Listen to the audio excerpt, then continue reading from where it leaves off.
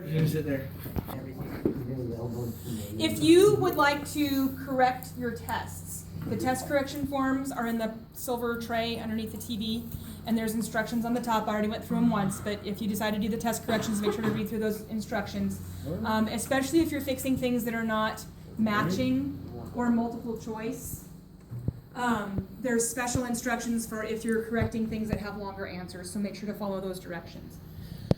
I would like your test corrections turned in by the day of the Chapter 3 test, at the time that we take the next test. So if you would like to do your test corrections, make sure you write a little note on the top of your test that says due day of Chapter 3 test, so you don't get those in too late. Do we take them with us? Yes, they are open note, open book, you take them with you. They're open resource, so if you still have questions, you can ask me.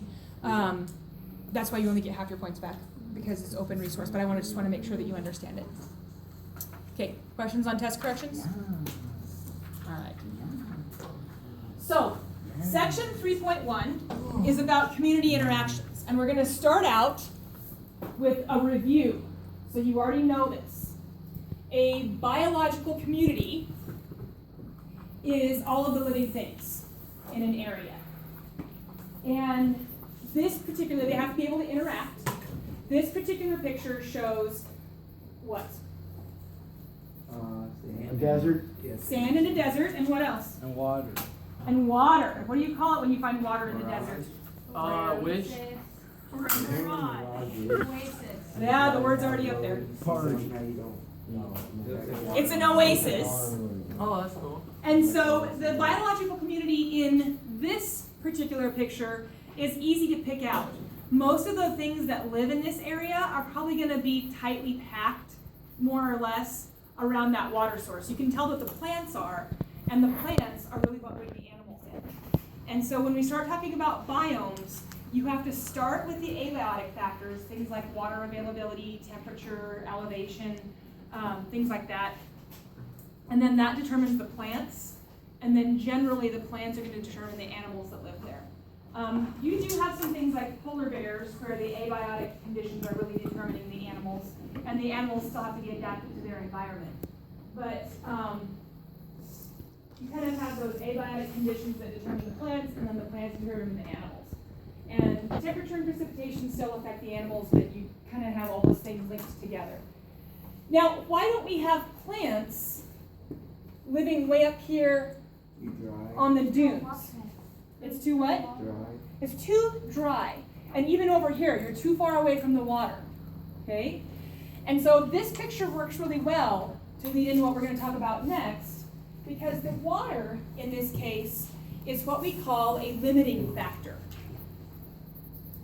And a limiting factor is not that fancy of a term. It's just anything that limits what can live there.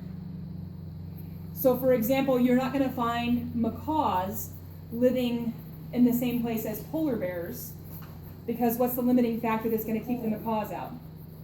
It's too cold, and there's also no trees for them to roost in. Okay? And so the limiting factor is anything that limits how many organisms there are. So maybe they can be there, but there can't be very many of them. It might be limiting their reproduction.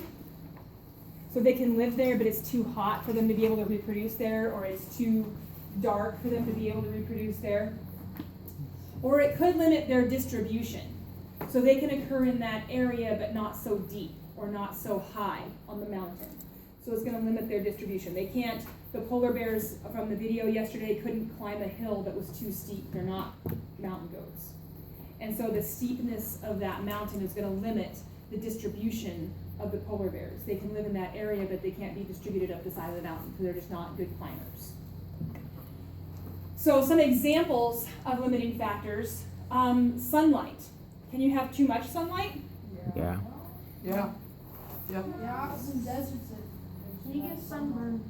Yeah, so you might have a situation where you could get, even for animals, like for people, you might get sunburn because there's too much sunlight in that location. Can plants have too much sun? Yep. So they dry. They might get dried out. So there's some plants that are only shade tolerant. And if you plant them on the sunny area of your yard, they actually won't do well. Moss, for example, doesn't do very well in super sunny places. It gets dried out too fast. Climate.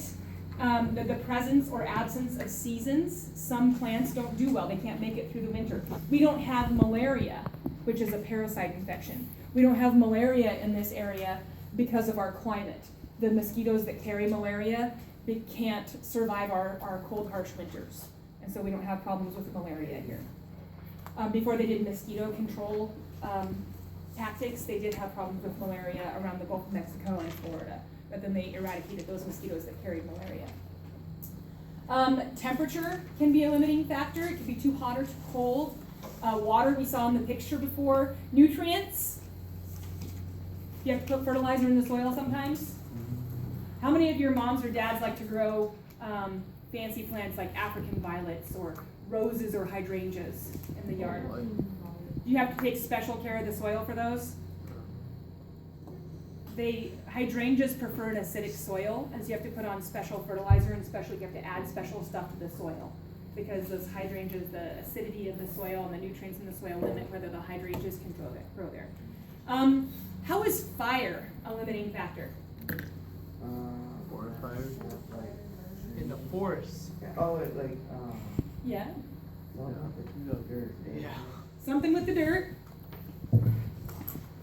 Okay, Fires kill stuff. Nick, if you stand it over here, can I get the board? Really? Okay, It actually on helps your the soil. sheet, go ahead, what? It helps the soil. It can help the soil, it can return some nutrients to the soil. In a grassland ecosystem, the reason why we stay